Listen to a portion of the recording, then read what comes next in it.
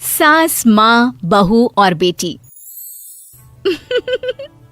नहीं नहीं, ये कहानी इन सारे के सारे रिश्तों की नहीं, बल्कि 2 रिश्तों में ही सभी रिश्तों के होने की है। अरे बहू, मेरे और तेरे ससुर जी की रोटी मत बनाना, मैं बना लूंगी, दिन तक ठंडी हो जाती है। बहू जो कि एक वर्किंग लेडी थी। नहीं नहीं माँ जी, मैं अच्छे से कपड़े में लपेट देती हूँ ना, आप क्यों मेहनत करेंगी, माइक्रोवेव में गर्म कर लेना। अरे नहीं बहू, मेहनत मत कर, वैसे भी ऑफिस में कम मेहनत होती है क्या, जा रहने दे। लेकिन बहू मानती नहीं, वो सास ससुर की रोटी बना कर ही जाती है। दोपहर में खाने के वक्त ससुर जी कहते हैं, अरे बहू को रोटी बनाने के लिए क्यों मना कर दिया, क्या हो गया, ठंडा ही तो खाते आए हम लोग हमेशा से। अरे वो क्या है ना, सुबह ऑफिस जाती है, घर का सारा काम करने में वक्त लग जाता है, अरे थकती है वो अलग, तो मैंने सोचा बहाने से ही थोड़ा कम काम करवाऊं। ससुर मुस्कुरा रहे होते हैं। ये तो अच्छा है, बहू को समझना जरूरी है। वक्त बीत रहा था, घर में सब खुश थे कि एक दिन, माँ जी आप शाम को थोड़ा टहलने निकला करें, घर पर रह रहकर हड्डियां जाम होती है, पापा को भी ले जाया करिए, मैं वक्त पर तो आ जाती हूँ। बहू ठीक 5 बजे ऑफिस से घर आ जाती है, फिर चाय नाश्ता बनाकर सास ससुर के साथ बैठती, उन लोगों को सारा दिन का हाल बताती। रात को पति घर आता है। क्या बात है बेटा, ऑफिस से आकर कभी हम लोगों के साथ भी बैठा कर। अरे माँ, दिन रात काम करके मन ही नहीं करता, अगले दिन की फिर तैयारी होती है, आप और पापा ही कमरे में आ जाओ। इससे अच्छी तो बहू है, कितना भी थकी रहे, घर आकर हम लोगों के लिए चाय नाश्ता बनाना, फिर बातें करना। बहू ना होती तो हम बुढ़ा बुढ़िया तो बैठे ही रह जाते। सास और ससुर अब बहू के कहने पर शाम की सैर पर निकलने लगते हैं। सास की कई सहेलियां बनती है तो ससुर को भी कुछ बुजुर्ग लोगों का ग्रुप मिल जाता है। कैसा रहा सहेलियों के साथ शाम का वक्त? हम लोगों ने तो भाई खूब योगा किया। अरे हम लोगों को गप्पों से फुर्सत ही नहीं होती। वैसे मिसेस मल्होत्रा आज बहू के बारे में कुछ बोल रही थी। तभी वहां ऑफिस से बहू आ जाती है जो जींस और टॉप में होती है। क्या बात है माँ, क्या कह रही थी आपकी सहेली आपकी बहू के लिए? सास इस बार बहू को कुछ अलग तरीके से देखती है और उल्टा सवाल ही दाग देती है। क्या कह रही थी वो हटा, ये बता, तेरे ऑफिस में तो मर्द भी काम करते होंगे ना? बहू जो अब तक मजाक कर रही थी वो सीरियस हो जाती है। मर्द होंगे नहीं माँ जी, मर्द ही ज्यादा है, हम 5 ही लड़कियां हैं ऑफिस में। अरे तो अच्छा लगता है क्या ऐसे कपड़े पहनती हो?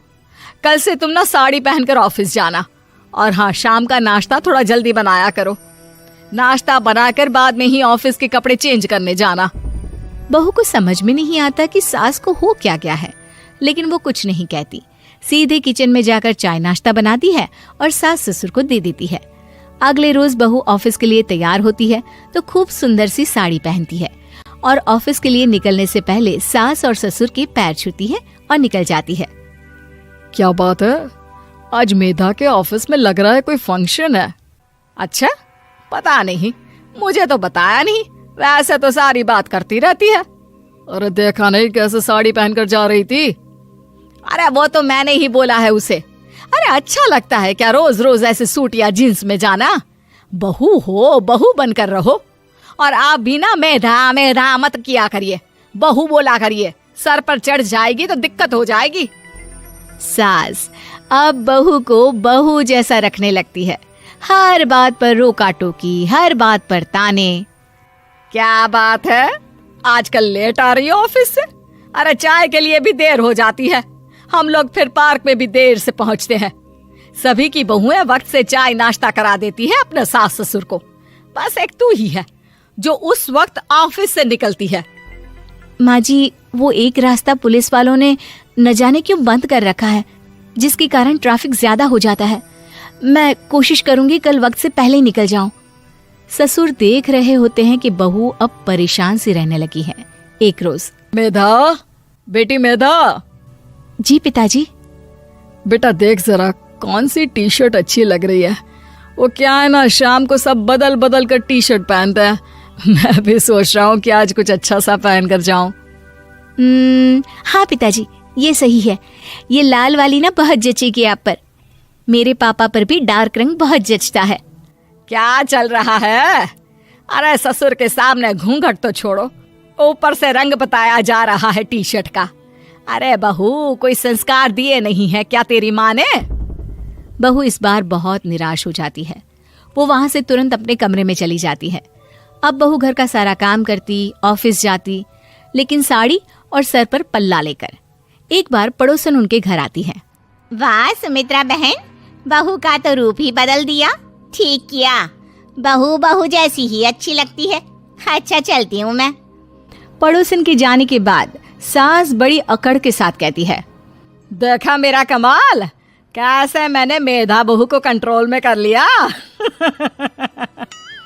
अब बारी ससुर के बोलने की थी। हाँ सुमित्रा, बिल्कुल ये काम तो किया है तुमने, लेकिन कभी सोचा क्या खो दिया? क्या खो दिया? मैंने तो कुछ नहीं खोया जी। खोया है, पहले बहू जब ऑफिस जाती तुम्हारे पैर छूकर तुम्हें गले लगाती, लेकिन अब सिर्फ पैर छूती है। हाँ जी, ये बात तो आप ठीक बोल रहे हैं। पहले घंटों हम लोगों से बात करती, कमरे में ना जाती, ऑफिस से आते ही खुद की चाय, खाना, नाश्ता सब हम लोगों के साथ करती, सारी बात बताती। लेकिन क्या तुम्हें पता है, बहू की तबीयत खराब चल रही है, वो माँ बनने वाली है। ये बात मुझे बेटे ने बताई कि तुम्हें बता दूं। अब सास की आंख में आंसू थे। वो समझ गई थी कि लोगों के कहने में आकर उसने क्या खो दिया। शाम को बहू घर आती है तो माँ किचन में पकोड़े तल रही होती है। अरे माँ जी, आप रहने दीजिए ना, मैं आ तो रही थी। अरे नहीं, जा तू चेंज कर ले, मैं नाश्ता और चाय टेबल पर ही लगा रही हूँ मेधा। सास के मुंह से अपना नाम सुनकर बहू को बहुत अच्छा लगता है। माँ जी, कोई गलती हो गई है क्या? मेरे होते हुए आप काम करे, ये ठीक नहीं है। संस्कारी और समझदार बहू सास को माँ समझती है, लेकिन सास की बेवकूफी उसे सास ही बनाकर रखती है। बहू, मुझे भी थोड़े संस्कार और समझदार बनने का मौका दे, जिससे मैं भी बहू नहीं बेटी को देखूं तुझ में। और हाँ, मेरा होने वाला पोता क्या कहेगा कि दादी ने तो मेरी माँ को बहुत परेशान किया। बहू सास को गले लगा लेती है। नहीं माँ जी, वो कहेगा कि माँ को तो दादी ने बेटी बनाकर रखा है।